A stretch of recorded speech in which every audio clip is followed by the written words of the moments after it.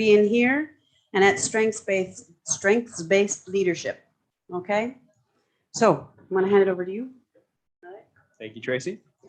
Good afternoon, everyone. Thank you all for coming out to listen to us today. We appreciate the support and appreciate you guys being here. As Tracy said, my name is Brian. I'm the Director of International Admissions at Emporia State. Ed Bashaw is our Dean of our School of Business at Emporia State, and then Dr. Mark Daly is our Dean of International Education. So I'm the low man on the totem pole in our group. You guys get to listen to me mostly for this little bit, but I would suggest that you, if you can, stay for Dean Bashaw's presentation after this. He is a very skilled presenter on the topic of leadership, and you will not want to miss that. What we want to do for you guys in this time is hopefully not drone at you for too long. We want to get you kind of the basic information about Emporia State, about the partnership that we have with MSB, and then just be available to answer questions. I know going to university abroad, trying to think about going to study in the United States can be very overwhelming. It's a big task. It's a big thing to do. So we want to be able to help you guys with that process and answer any questions that you might have. Trust me, I know people sometimes get shy about asking questions. Don't be shy. There is no stupid question. We are here to help. We are here to be a resource for you guys, and we want to do that. So like I said, we will hopefully not drone at you too long, but we do want to get you some basic information, and then we will go from there.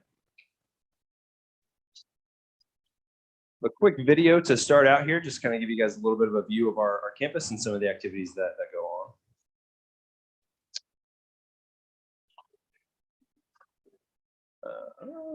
How do I get it back?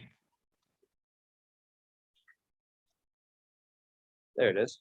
Not sure how I got it. With Emporia State University, your dreams are within reach. You can work with. We offer hands-on, real-life experiences that set you apart. At Emporia State, you get more value.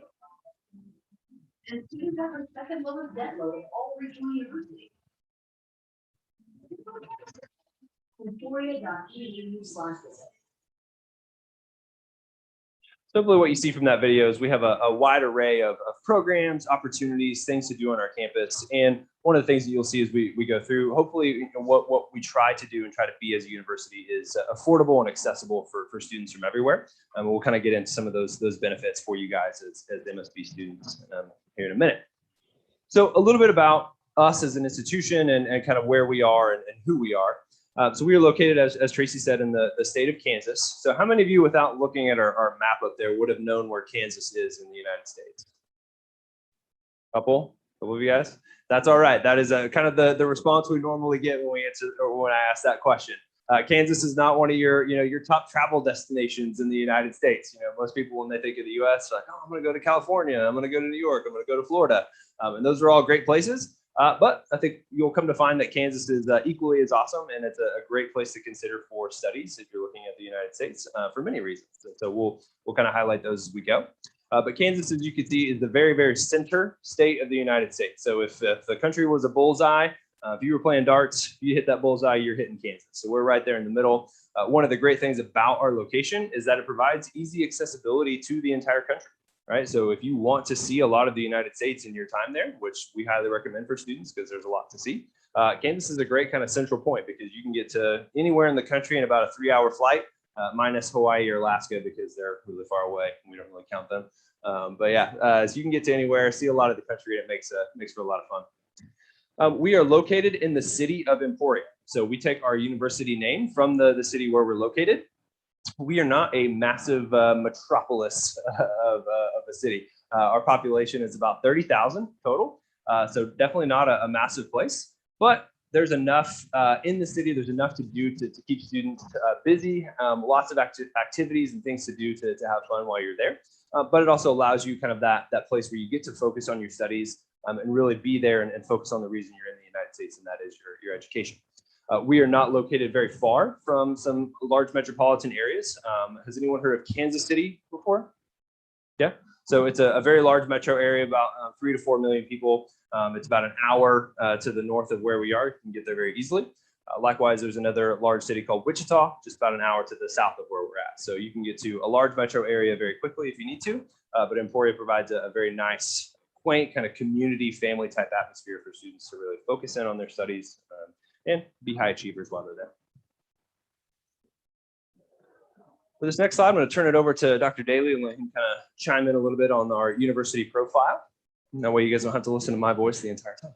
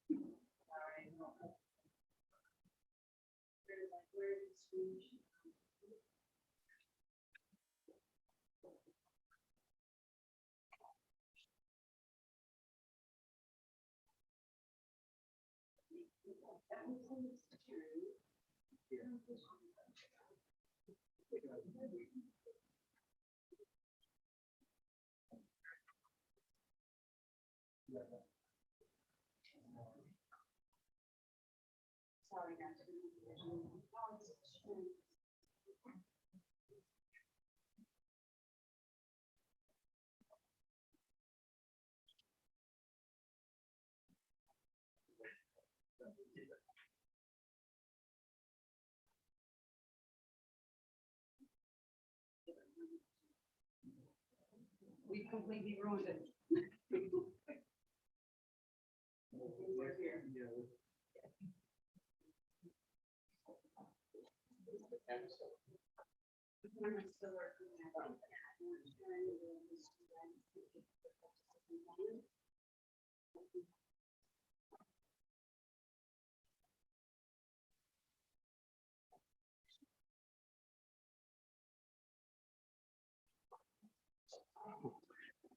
Okay, so a little bit about ESU. It's a little bit of an older university, as you can see, founded in 1863. It was the first public university in Kansas, so that's kind of neat. A little bit of a story there. It started off as a normal school. Do you know what a normal school is? So it's a university that focuses on training teachers. So that's what its beginning was. But then over the years, it developed into a broader university with many more majors. Today, we are what's called a master's public university. So that means we focus heavily really on bachelor's degrees and master's degrees. We have one PhD, but really our focus is on those other two categories. We're not a large city. We're also not a monstrous large university, but a lot of our international students like that. You can go to Ohio State or University of Texas with 50,000 and more students, but we take off a zero or so for ours, and we're at about 5,000. So I have a little bit better of a family feel, and people know who you are when you walk down the sidewalk. You can say, "Hi, Dean Bischoff," and things like that. So about 5,000. And we also have a very high percentage of international students. Typically, with COVID going on right now, our numbers have plummeted because it's really hard to fly around the world right now. What's our updated one? Yeah, so we're down quite a bit to just about 200 students. From about 50 countries, but when things are going normally, we're really up there to around 8%, and our aspirational goal is to get up to about 10% of international students, so we have a rich variety from across the world, and that includes many students from Tunisia. And I will say on kind of that last point there is a global campus. That is one of our goals as an institution. We want students, whether they're from our state of Kansas or whether they're from Texas, or whether they're from Tunisia, when they step foot on our campus, that they really get to experience the globe. That you get to meet people that are from different countries, that you get to learn about other cultures and just different things and make friends and connections, because that's super important in our global society that we live in today. Having those connections is really important. And so that's one of our goals as an institution, and where my office and Mark's office really come into play is trying to help make that happen.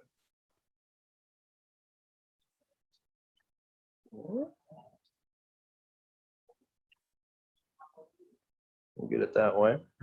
Okay, real quickly here, just to highlight some of the accolades and rankings you might find for us. We're kind of a regional institution. So if you go pull up, U.S. News and World Report and say, what's the top 100 universities in the United States?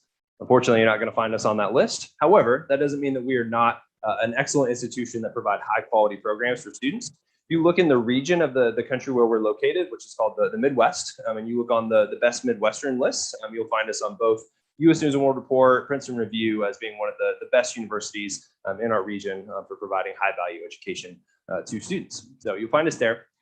One of the things I'm most proud of being an international educator is kind of our second point up here on the slide. A few years ago, Student Loan Report and Peterson's kind of ran a review of all of the universities in the United States. This is actually a good spot for a quick trivia question. Does anyone know how many universities and colleges there are in the United States? Anybody have a guess? You have a guess? 200 plus? A little more than that? Anybody else got a guess? More than that? More than that? More than that? We're getting close. That was probably the best guess yet. There's about 4,500 colleges and universities in the United States. So there is no shortage of options for students to choose from if you're looking at coming to the United States. So it can be quite challenging and quite difficult for students to try to find that best fit institution for them. But there are so many options, and we think we provide a lot of great options for students to help meet a lot of need. But back to what I was saying, they ran a review of all of those 4,500 universities in the United States. And we actually came in number 33 out of all those universities for providing financial aid, scholarships, grants to international students on our campus. So again, being in international education, that's something I take a lot of pride in, is being able to make our education accessible and affordable for students from everywhere, not just for students from Kansas or from the United States. So very proud of that. We try to work with our international students to get students as much scholarships and funding as we possibly can to get as many students as on our campus as possible.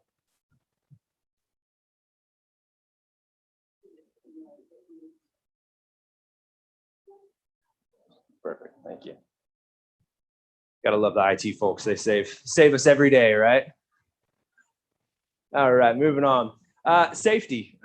Sometimes, the United States doesn't make the headlines for the best reasons on a variety of fronts. So I know safety is sometimes a question or a concern that students and or parents might have when thinking about coming to the U.S. And what we like to say is that where we are located, safety is not really something that you have to be concerned with. So Kansas, being a relatively smaller state in population is very, very safe.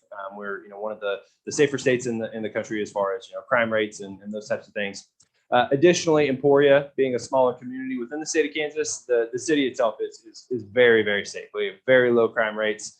We are often ranked in the top 10 safest communities in the entire state. You could walk anywhere in town in the dead of night, and there's really no danger for students at all. Likewise, our campus is very safe as well. The FBI routinely publishes campus safety reports for colleges and universities. We are routinely ranked as the safest campus in the entire state of Kansas. So safe state, safe community, safe campus. Safety is thankfully not something you would really have to worry about at all if you were to come study with us at ESU. That is really hard to see on that screen, so I apologize, but we do have this information in the brochures that are up here. So I know some of you grabbed them. If you didn't get one earlier, you can maybe raise your hand and Mark will bring one to you, or if not, you can grab one after the session as well. But we have all of our list of programs in there. Obviously, this is a school of business, so you guys are probably most interested in our business programs. We do have quite a wide variety of programs available within our school of business. So we cover everything from marketing to management to administration to what am I missing, Ed?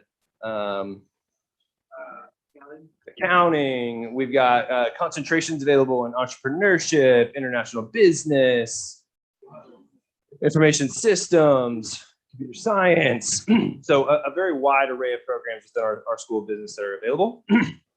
However, coming from MSB does not make you only be able to choose within the school of business. If you decided that you get your licence from MSB and you really decide that you have a passion in art and you want to go do painting or glass blowing, something like that, you can easily do that program with us as well. So you guys can check out the full list of programs that we have available.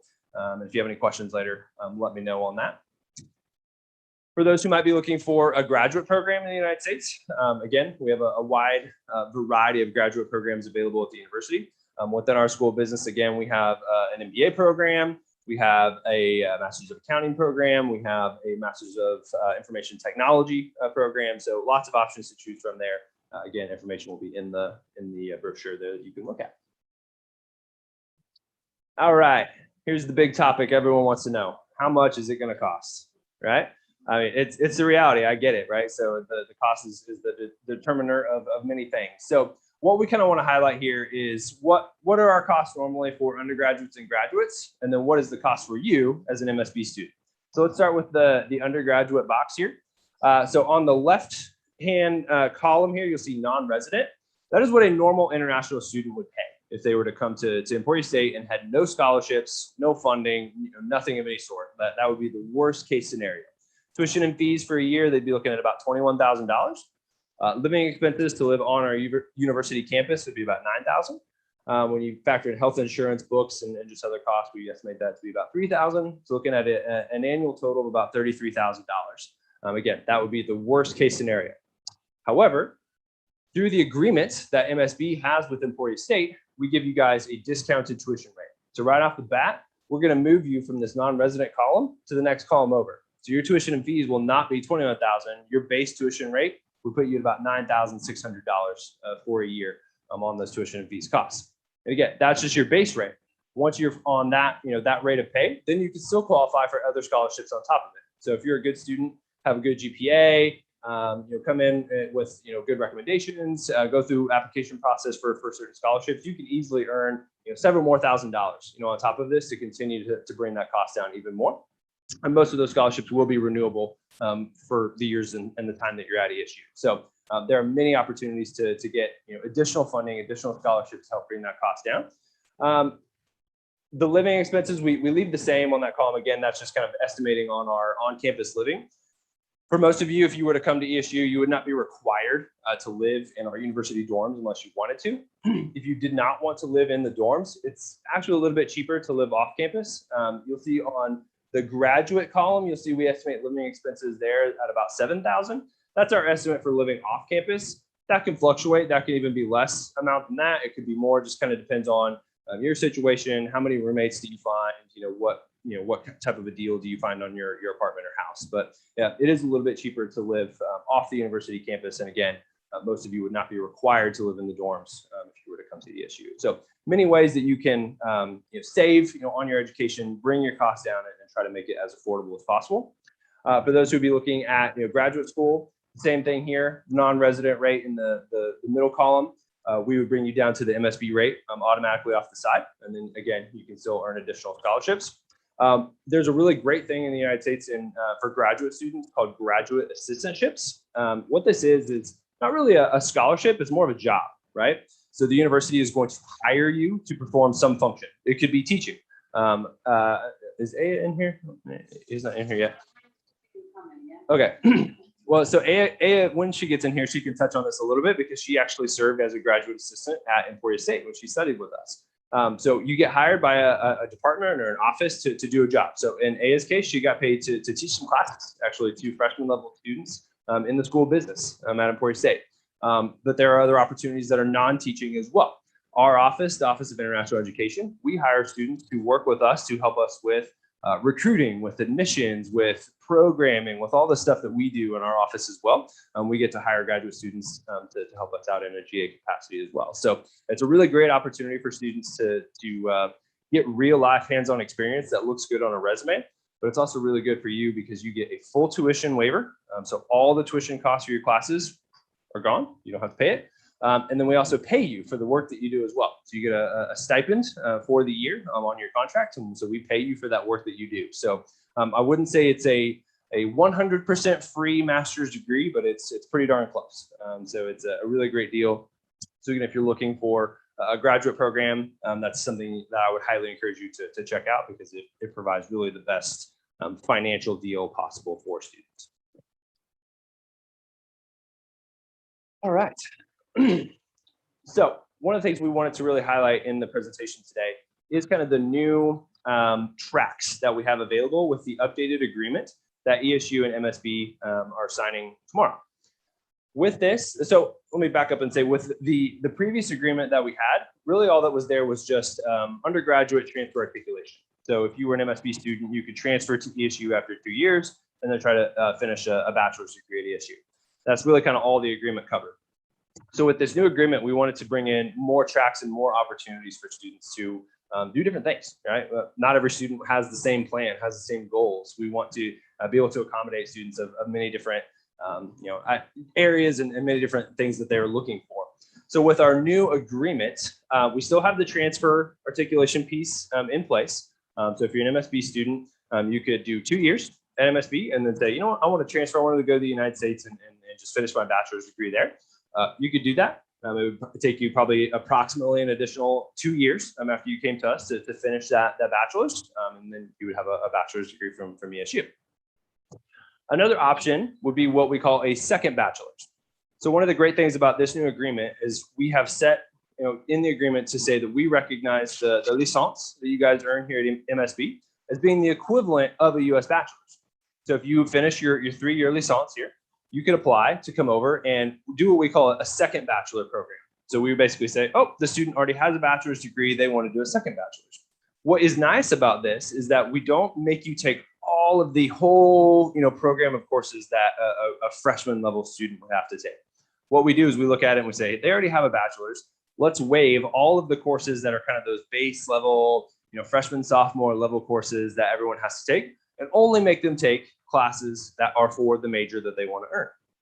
So for instance, let's say you did management here at MSB and you wanted to come to ESU and do marketing or accounting, something like that.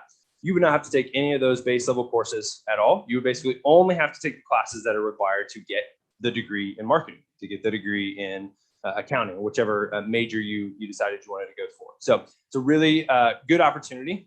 We've worked on a method to set up the classes in a way that students could potentially finish that in 1 year, maybe a year and a half, just depending on the load that you want to take and kind of the sequence of courses. But you could finish that and have a second bachelor's, a U.S. bachelor's in a relatively small amount of time, which would be a really great opportunity for some students if you really wanted to get that U.S. bachelor's degree after getting your licence here.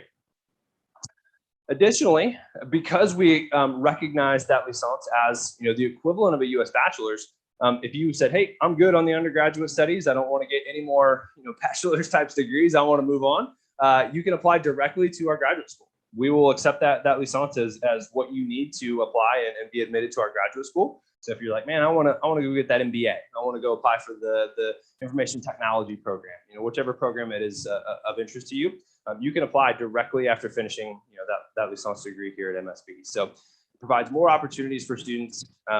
If you're done kind of at that undergraduate level and want to move on to something higher, you can go directly into that. Lastly, we have a visiting student option that we're writing into this agreement as well. So visiting students are basically something where maybe you don't have any ambition to go get an entire degree in the United States. You don't want to go, spend 2-3 years, whatever in the US, but you want to get that experience on a smaller level. This would be where this visiting program comes in. So you could come over to ESU as a visiting student for 1 semester, 2 semesters, whatever works for you. You would be a non-degree seeking student, but you can still take whatever courses, that you need to take, would want to take to kind of keep up with your degree here at MSB. And the great thing is we can work with MSB to then back transfer the courses that you take with us to be utilized here at MSB when you come back. So it gets you that experience in the United States, kind of gets you that higher education exposure, to something different, get you some different courses potentially, but still not set you back from your period of study here at MSB as well. So I know that was long, it kind of covered a lot, but we really wanted to kind of touch on what's different about this new agreement and how it can kind of offer different tracks and different opportunities for students who are looking for different things rather than just you got to come and transfer and do 2 more years with us. That may be of interest to some people, but it may not be for everybody. So we want to really try to accommodate anyone that's kind of at any particular point in what they're looking for. Yeah. So I just wanted to touch on this new opportunity as the visiting student. For us, we see this as an exchange opportunity, but it's a paid exchange.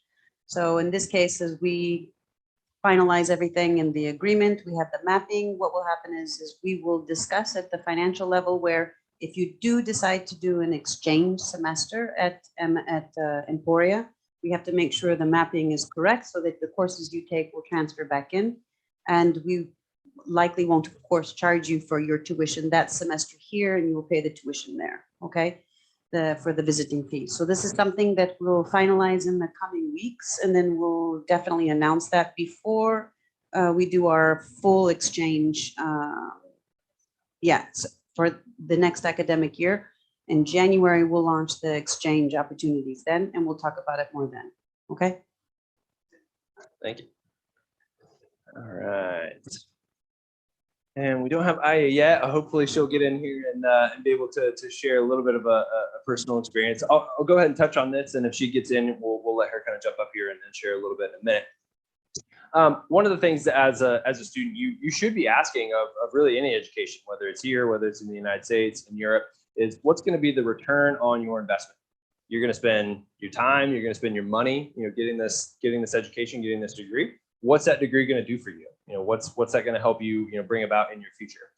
So one of the things that we take a lot of pride in at ESU is helping students, get where they want to go, whether it's, further up the education ladder, whether it's in their career steps. We are there to help students along that path. So we have a 98% placement rate as an institution. So 98% of students who come and finish their bachelor's degree with us either have moved on to higher education within their field of study, or they've earned a job within their career field within 6 months of finishing their degree with us. So we really take a lot of pride in getting students placed, getting them moving on in their education and their career where they want to go. I think the School of Business's rate is even a little bit higher, right? Is it 99 or what? Yeah. So School of Business is like 99%. Yeah. So yeah. So pretty much come study under Ed, and he can almost guarantee you a job, or moving up to a master's or PhD or something, right? So Ed's got the magic. But yeah, so we take a lot of pride in that. We have a full office of career services on our campus who are there strictly to assist students, help you find internships, help you find jobs, help you go through mock interviews, get your resume prepared. Just go through the entire process to really help students have the best opportunity of landing that job, landing that next step in their career process. What I like to do a lot of times is highlight student success stories from places that we travel, and it just so happens that we have a great one with Aya here. Hello. Hello, can you hear me? Yeah, it's like the voice of God chiming in. All of a sudden. Hello, Brian.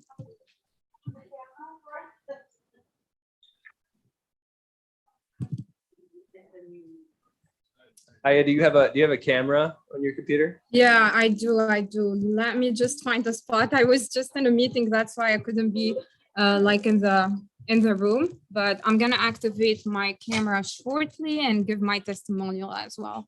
Perfect. Well, I'm going to talk for just a second while you're doing that, and then I will turn Of course, yeah, go ahead. your camera on. So Aya can obviously share a little bit of her story, but just to highlight, she's a graduate of MSB. She came to ESU. Ed hired her as a graduate assistant in the School of Business, and she wasn't even studying a School of Business program. Aya studied our Masters of Instructional Design and Technology program at ESU, which is not in our School of Business, but her business chops were so good that they couldn't turn away. They said, no, we need you. We need you to come teach our freshman level students about business. And so that's what I got to do. So it's a really great opportunity for her. She also had some great opportunities for CPT while she studied with us. CPT is called curricular practical training. It's basically US government jargon to say, hey, you can go work while you're a student in the United States. And so I had some really great CPT opportunities where she got to do some internships with businesses and other things where she got hands-on IDT experience that was really, really valuable for her. And she can probably share about that here in a minute. But obviously that played a huge role in her coming back to Tunisia, being hired here as an employee at MSB and really being able to help during the pandemic and developing online type program delivery for a lot of the courses here at MSB. So that was a really cool, I think, story for her, but a great success story for us to be able to highlight to you guys that it is possible. Students from MSB, from Tunisia can come, they can study in the United States, and they can easily have success in a variety of different ways. So Aya, are you about ready? Yes, I am. There she is. All right. Can you all see me, right? Yep, we can see you. Okay, super. Thank you, Brian, for the introduction. I really appreciate that, and I'm really, really happy, delighted, and honored that you had the chance to come here to Tunisia and to visit our school. I remember back in 2017, you were here to promote Emporia State, and I was really tempted by the opportunity, and especially that is really affordable and quality education at the same time. I got really, really inspired by the school and how much like they're investing in the technology tools, and how like the school is digitalizing learning out there. And this is why I picked to do like instructional design and technology instead of doing my MBA, because I went initially to do my MBA. And yeah, I mean, overall, it was an excellent opportunity. You can get all the support you need. Emporia is a small town, but at the same time, it's really affordable to live there. You will enjoy campus life. There are so many activities going on daily basis. There is a huge community of international students in there, and you can meet people from around the world. I'm still in touch with all my friends back there. I also like really enjoyed the flexibility and also the opportunity to work part-time at the same time as when I was pursuing my master's degree. As Brian already told you, I worked as a graduate teaching assistant in the School of Business. And I had the opportunity to teach some classes, grade some students. And then I got the opportunity to get the CPT. And just so you get an idea about what CPT, you are able to do an internship in an external, like in a company, in a US company while doing your school. So I did that, and that allowed me to get my full-time job in the US later on. So I highly recommend as well that you get an advantage of the opportunity, but the school is great. The professors are great. They really like the international also office is really supportive, and Dr. Mark Daly, Gloria, all of them were very, very helpful when I was there. You know, like my office, if you don't know my office, I'm located in front of the IT department. So if you have any questions about Emporia or studying in the US in general, please let me know. But it's an opportunity worth pursuing. This is what I'm telling you guys. It's such a great school, whether the business school or the school of teaching. They're really, really nice. Did I say everything, Brian? I mean, that was for you to say. I'm not going to tell you what to say. That was great. I might actually come back to you here in a minute. I have a slide kind of talking about student life and participation on campus. I might come back to you and get your input on that. Of course, yeah. Okay. Thank you. That's actually the next slide. So Johnny on the spot. So yeah, obviously we've talked a lot about, the classroom experience, the academics, all that, and that is a huge part of obviously college and your university studies.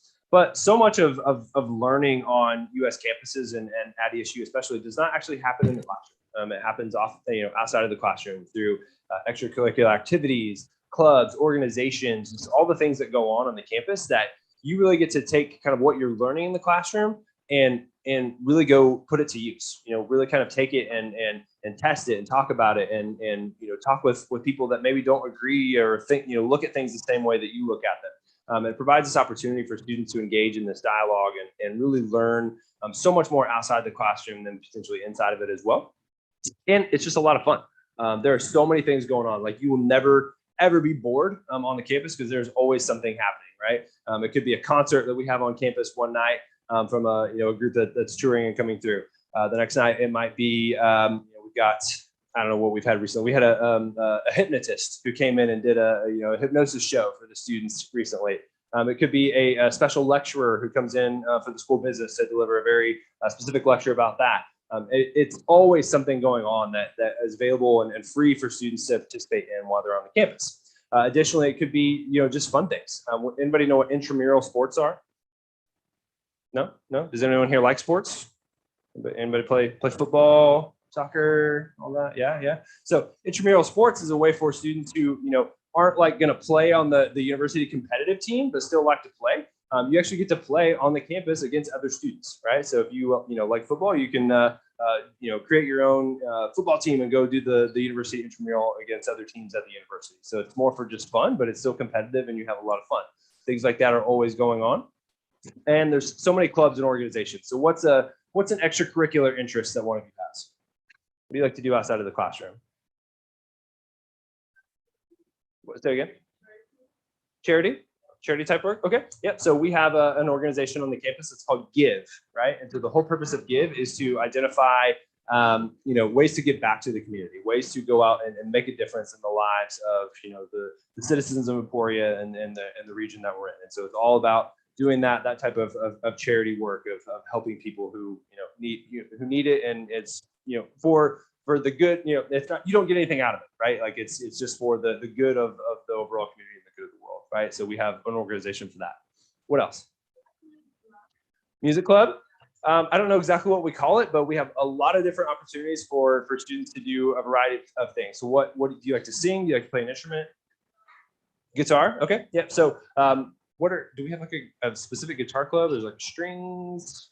There's no specific guitar club, but I think what happens is even if you don't focus your studies in music, you can join ensembles if you want, if you're good enough.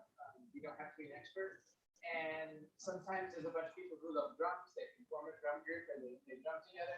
It'd be the same thing for guitar. There also are professors who will teach you guitar if you want to advance your skills. So there's opportunities. And the great thing is, like, if you show up and you're like, you know what, there's only a strings focused club, there's not a guitar specific club, you could start the guitar specific club, right? So any student can start their own organization based on an interest or something like that. There's no one going to tell you, no, you can't do that, right? So if you have other people that have the same interest, you guys want to do it, you can start your own club kind of based on whatever that interest is. So it's a great opportunity, again, for students to be able to focus and do things that are of interest to them and are of value. So I don't want to keep going on that, but it is, again, there's so many fun activities, but enriching activities that really help take your learning so much more beyond the classroom while you're there. And again, I want to get Aya's input on this. So Aya, what were a couple of the clubs or organization or activities that you participated in regularly there?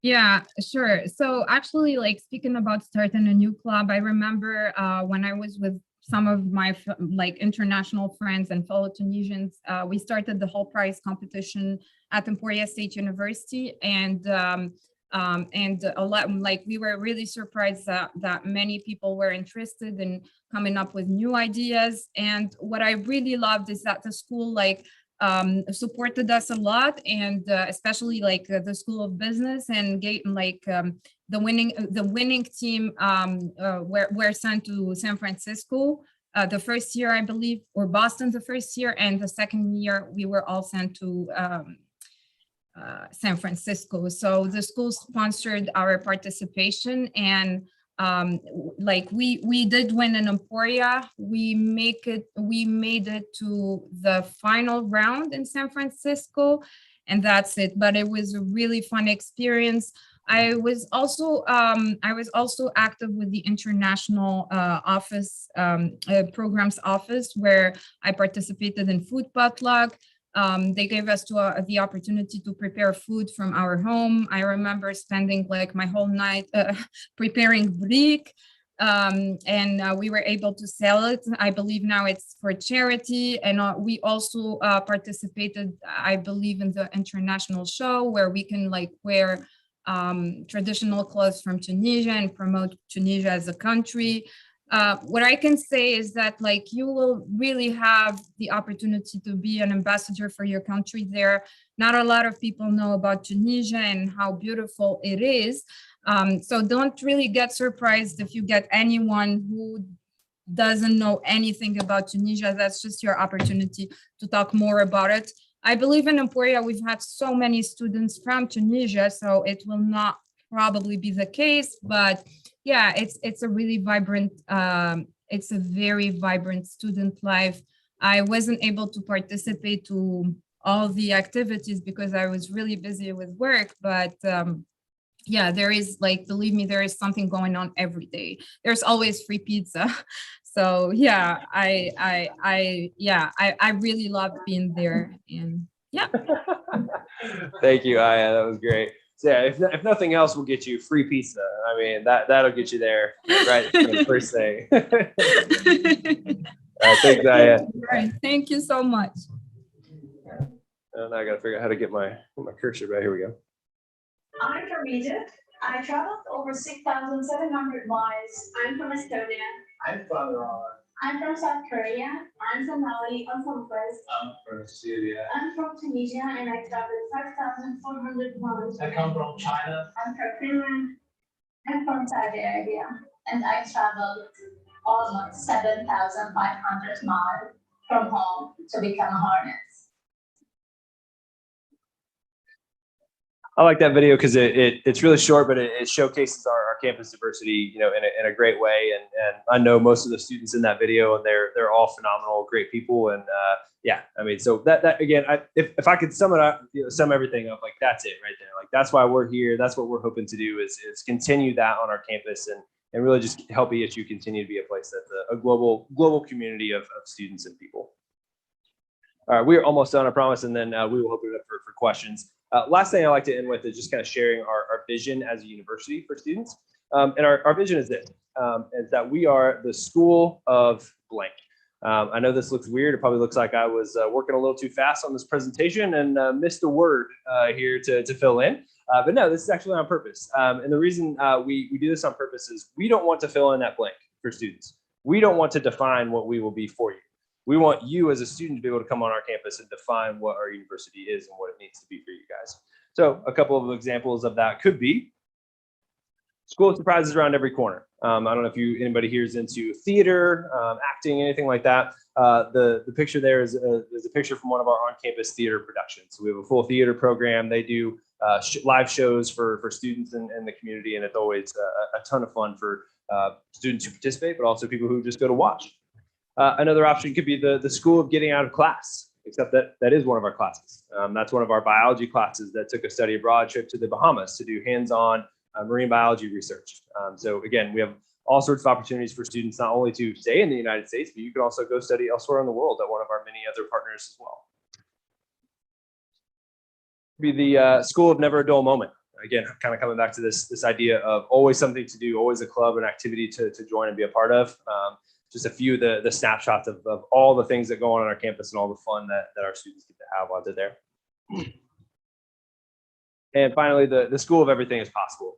We really believe that, you know, when students come with us, that we can really kind of help take what may be a dream or maybe a goal for you and help make it a reality, and really make that next step in your life towards your career, your future academic goals can be made into a step that you can easily step on and step into that next thing. So we believe that we can be that. And again, we want students to be able to come to us and define what ESU can be for you. And we would love to see any and all of you on our campus at some point for any of the new opportunities that we have through our agreement with MSP. So thank you guys for your attention. That's all I have presentation wise, but myself, Mark, Ed, we are here to answer any questions that anybody has. So if you have questions, fire away.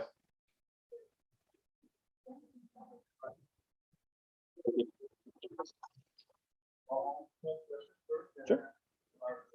So the first question is about your MBA. It's 3 credits, so the 1 year program, right? So we don't have it set up in a year delivery at the moment. Right now, it's set up to be a standard kind of 2-year program. However, Mark and I have been working on this guy and his staff for a while to get that delivered as a 1-year program. So we think that could happen in the near future to have it be delivered. It wouldn't be just like one fall, spring. It would probably be summer, fall, spring, summer. So it'd be probably more like 14 months in length, but it's something that we're working on. So if it's a 33 credits, I think from the ministry of higher education, we would consider it a 1 year. 33 US credits is the equivalent of, wait, no. Sorry. I'm thinking that's 2 years. 2 year. But again, stay tuned. We're hoping we can get it delivered in a shorter format. Actually, I think at the moment it's just 2 years degree and 1 year. Considering our That's what our students need for that kind of college work that Bologna 3+2+2. Mhm. Yeah. So when they have a 3-year license, it's important for them to ensure that they have a 3 year. I mean, I'm asking. Oh, well, yeah. So it's already set up then as a standard 2 years. So you'd be set. That's great. But I think the question will be about do you have to go in common app or any other platform as an MSP? Yeah, so we don't do a Common App for our application. We have our own native application on our website. So if you got any materials, So it means the school platform. yeah, exactly. So on the how to become a Hornet here, well, we don't have actual links, but if you just scan the QR code, that'll take you exactly where you need to be, and you'll find the link, and you can start the application there.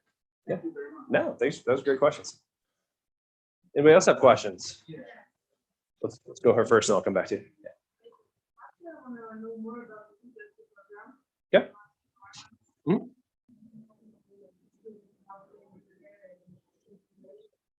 Sure. Yeah. So for the 2+2, again, you would do 2 years, here, and then with the transfer articulation that we've got set up, you'd hopefully be able to come in and transfer most of the credits that you've already taken, and then have about 2 years left to complete our bachelor's program at ASU. Depending on when you transfer, whether it's a spring or fall, we'd have to just look at the course sequencing, just make sure we get it all laid out. But it should be about roughly 2 years, to finish it up.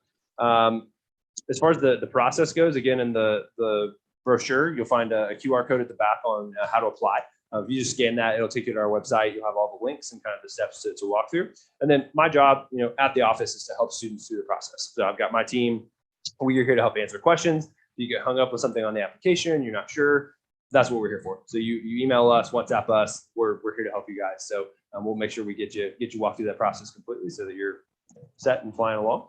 And then, so then once you're admitted, once you're coming to campus, then it's you said like campus integration and getting students kind of just in. So what we do when we have students arrive, we have our new arriving international students come quite a bit earlier than the rest of the student body, because we want you to kind of get familiarized with the campus, and we have a very specific orientation program that we have new students go through, just to kind of help get you acclimated to knowing where stuff is on campus, kind of knowing what to expect. What are the important things that you need to be aware of, as you get started, both at the university, but also like for your immigration status and all of that. So we go over all those. We also have the first 8 weeks of the semester, we teach an international student orientation course. It's a non-credit course, but it actually is a class. We meet once a week, and we have students come in and we go more in depth in detail on some of these things that are really important for international students, that maybe are going to be hard to retain in those first few days when you're on campus. We used to try to give all the information when students first arrived, and it was like, hey, you just got off a plane after traveling for 20 hours. Why don't you come sit and listen to me talk for 2 hours about F1 immigration requirements? It was like torture for students. It was like so bad. But so we only hit like those most important things during those first couple of days now, and then we kind of space it out over the first 8 weeks of the semester to cover the rest of it. So there's all that. And then that's just kind of some of the stuff that our office does. Beyond that, the university itself has all sorts of ways for students to go ahead and get involved and get plugged in during their first few days on campus as well. We have an office on campus called the Center for Student Involvement, and they exist entirely just to help students get plugged in, meet other people, meet other students, and just get going while they're on the campus. And so we try to get students plugged in with them as soon as possible, and kind of have some events scheduled for that. So does that kind of answer your question a little bit? Okay. All right, cool. Sometimes I drone and I don't actually answer questions, so I don't want to do that. But, yeah.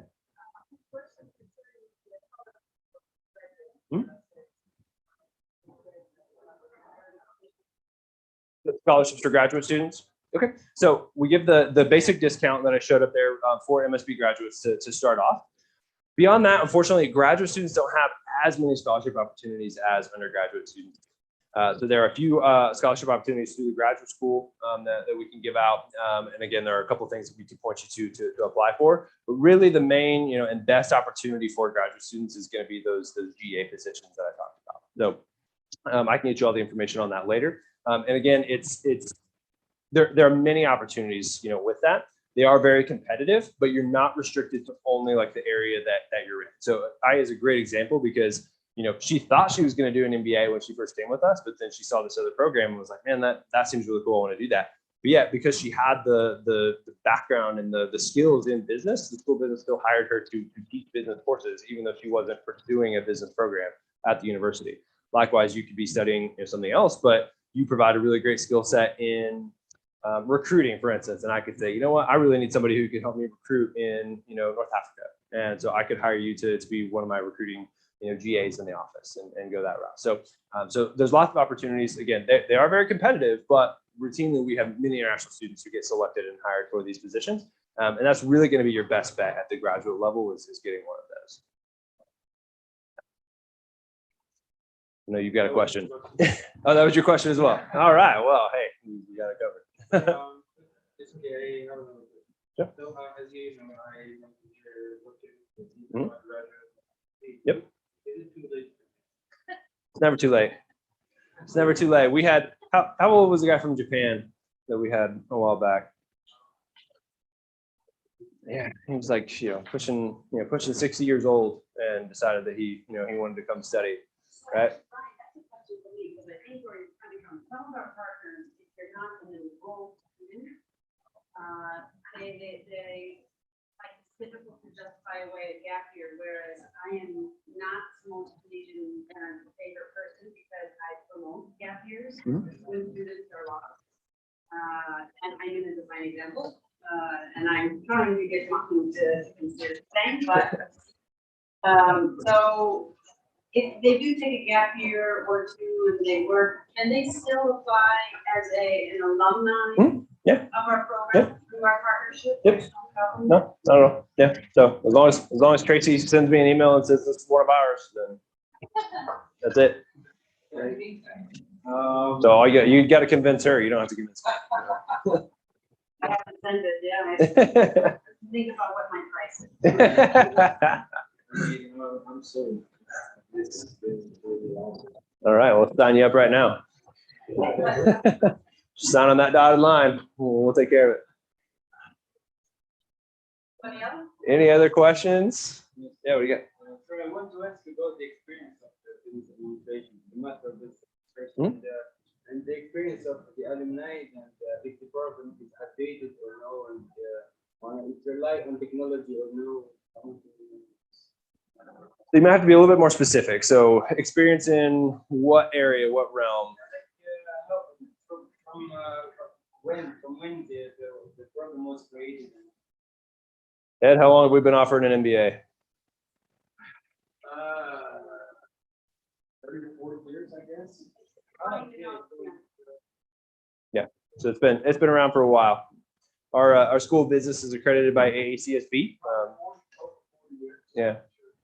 So we have ACSB accreditation. MSB is currently going through that accreditation process, but we've had that since 92? 2002. Well, added a decade on there. Yeah. But yeah, so it's it's there. What are you gonna? I was just saying, as part of your question, because you're concerned about the stability and the quality of the program. Okay, no, that's a good question. So in the United States, it's important to know that as a public university, we must be accredited by one of the accreditation agencies. So we don't have a Ministry of Education, but the country has several accrediting bodies. Ours is called the Higher Learning Commission, and they come and visit us and they check everything out every so many years. And so they give us the pass. And then what Brian was saying is our business school also has another accreditation, which is even harder to get, AACSB. And they're so particular that they only about roughly 5% of the business programs on the globe have their accreditations. That gives you an idea that we're not. I want to highlight that point, that statistic, because as MSP is going through this, I want to really emphasize the importance of, same with MedTech, come to the ABAC. These accreditations are really hard to go through. They take years to get through the first approval, and then every 2 years they come in. And you were just saying every 5 years, and we just finished and finalized the review. Yeah, and we're in the process of going through it, same with MedTech, but and so this is a philosophy for us. We really try to ensure that our partners all share similar accreditation to us, so that we can make sure that our programs are transferable, et cetera, up to date, that tells us the quality of the program, vice versa. It also opens doors for us as partners. So the AACSB and the AMBA, these are important accreditations at the master's level to take. The AACSB is program right, university wide, right? And then the AMBA is graduate, yeah. So that's a really good point, having that accreditation. And for so long, you're also one of the assistant I do. accreditation. The AACSB is administered mostly by deans as a volunteer. And so deans, 3 deans will go to the school and read 100+ pages of documentation on the standards. And then we show up on the campus Sunday night. It's always fun. They're nice to us, right? They do well. And then Monday is terrible. It's all day going through, talking to committees to make sure that what was written is really what we're seeing. Get a feel for the university, and then make a recommendation to students, and then let the school know on more. So we are doing this night.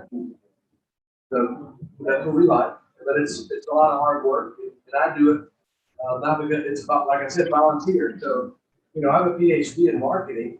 If I was doing consulting, I could probably make $200 an hour, and I pay free. And so I bet I spent 50 hours on that, but I do it for the experience. I'm going to get it back. It's good. And I'm sure you guys might know this, but I'm going to say when, not if, when MSB gets their AACSB accreditation, it'll be the first school in Tunisia to hold that accreditation. So I mean, it's impressive for sure. And the 4th in Africa. Yeah, only the 4th in Africa. So to give you an idea. Yeah. The 4th, I think, Triple Crown accredited. Yeah. University. That's great. Yeah.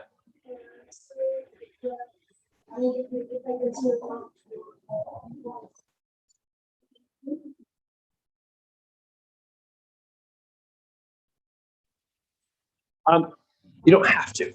So we have on our campus what we call our intensive English program. So students who are not English proficient, who either don't have a test score or their score isn't good enough, it doesn't prevent them from being admitted to the university. What we would do is we admit you, and we would say your admission is conditional upon proving English proficiency, and then you could still submit a test score later. Or if for students who just really needed the work in English, then they can go through our English program and get the work that they need. I'm fairly confident that every student at MSB would meet our requirements, no problem. So we actually work with students. And are you familiar with the Duolingo English test? Yep. So we highly recommend that one because it's easy, it's convenient. It's quite a bit cheaper than taking TOEFL and IELTS and all of those. So we highly recommend those.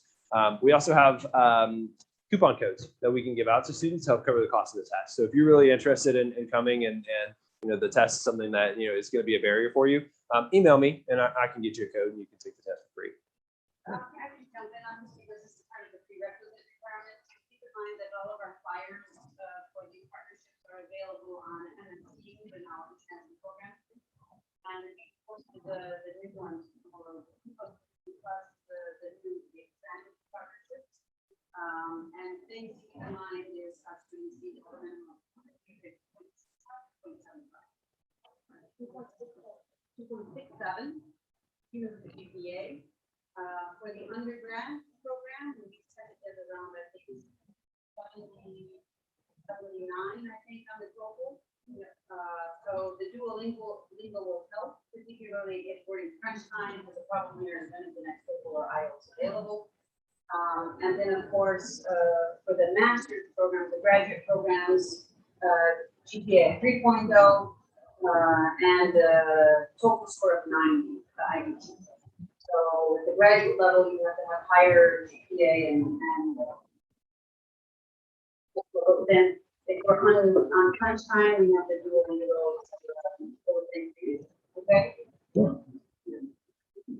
Any last questions before I turn it over to Dean Bashar for his strengths-based leadership? And we're going to switch over, I think, on the Zoom. Okay, perfect. All right, thanks so much, everyone. Really appreciate y'all coming out. And if you have any questions at all, please don't hesitate to contact me, okay? Thank you.